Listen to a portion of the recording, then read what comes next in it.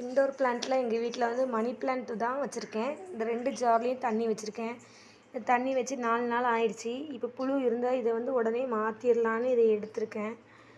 இதில் வந்து இப்போ புழு இருக்கான்னு சொல்லிட்டு பார்க்குறேன்.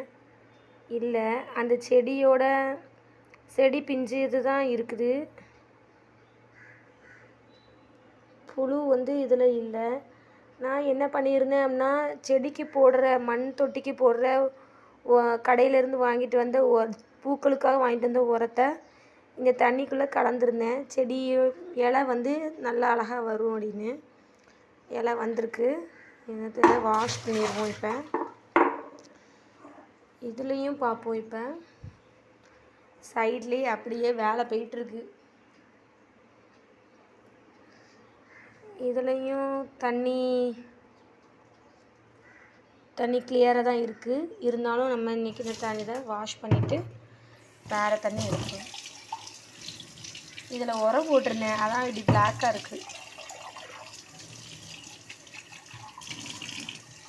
வாஷ் பண்ணிவிட்டு ஃபுல்லாக தண்ணி நிரப்பிடுவேன்.